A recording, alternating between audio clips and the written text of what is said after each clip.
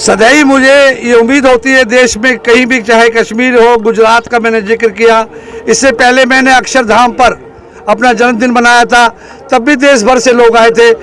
आज मुझे इन संत महात्माओं का आदेश हुआ था कि इस बार आप, और उन सब ने आशीर्वाद दिया था, जितना का फोटो लग रहे हैं सबका आशीर्वाद हुआ, और उन्होंने कहा कि तुम इस बार देवभूमि आओ, अपना जन्मदिन यहीं मनाओ। लोग इसे पॉलिटिकली ना समझे, मेरा कोई मोटिव नहीं है पॉलिटिक्स का। पहले भी आया था तो लोग सोचते थे मेरा ध्येय राजनीति करना नहीं है, मेरा ध्येय है किसान, मजदूर, दलित, गरीब का शोषण जो हो रहा है उसे रोकने के लिए, राष्ट्र की एकता के लिए, भाईचारे के लिए आया हूं। धन्यवाद। नहीं, एक सवाल और है।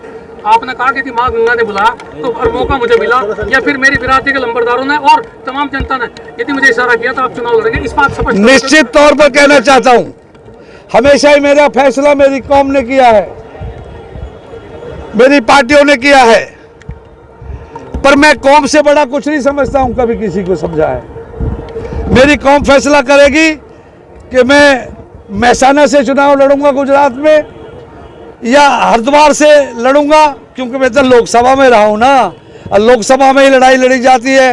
अब असेंबली में जाके तो बात बनती नहीं, इसीलिए तो मैं छोड़ के चला आया था। मैं देश की पार्टी में नंबर 1 पार्टी का देश में एमएलए था, 3 साल बचे थे, लेकिन मैंने सोचा कि जिस लड़ाई को लड़ने आया भाई तो लड़ी नहीं जाए यहाँ। इससे मैंने सोचा कि भाई इनसे लोकसभा की राह ढूंढने गई, अब इनसे राह ढूंढने आया हूँ, और जो मेरे समाज का जो जन जन का आदेश मिलेगा मैं वहीं से लड़ूंगा। यहाँ के जो भी कम सोच के लोग हैं वो ये ना सोचे कि हमें एमएलए बनकर कुछ लेना है या कुछ देना। हमने जहाँ भी लिए काम किए हैं, ये इंडस्ट्रीज के प्रेसिडेंट हैं मेरे फरीदाबाद के, इनके यहाँ भी बहुत उद्योग हैं, लेकिन मैं लाखों करोड़ का विकास फरीदाबाद में किया, और जितने बड़े उद्योगपति होते थे उनको एक ही बात कहता था कि तुम अपने मजदूरों को अपने बेटे की तरह देखो, और अपने साथी मजदूरों से कहता था मैं कि तुम फैक्ट्री को मालिकों को अपना बाप समझो, अगर बाप की जेब में पैसा होगा तो बेटों को मिलेगा, अगर बाप की जेब खाली है तो कुछ नहीं मिलने वाला।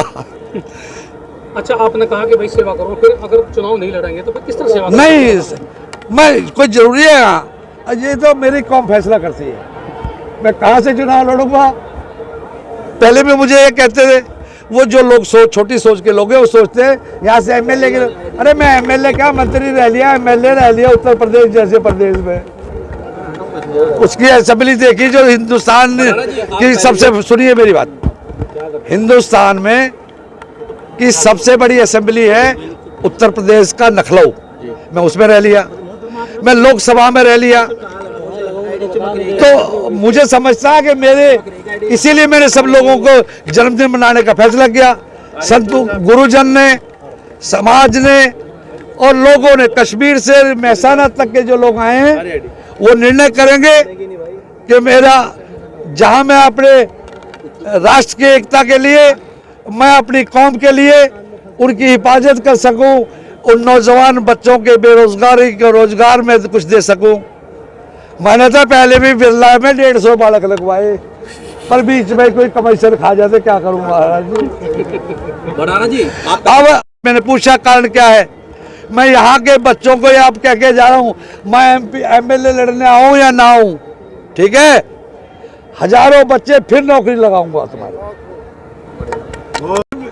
किसान हो, मजदूर हो, गरीब हो, दलित हो, पिछड़ा हो, उनके बच्चों को और उस परिवारों को अगर कहीं पीड़ा होगी तो उस पीड़ा में मैं खड़ा मिलूंगा।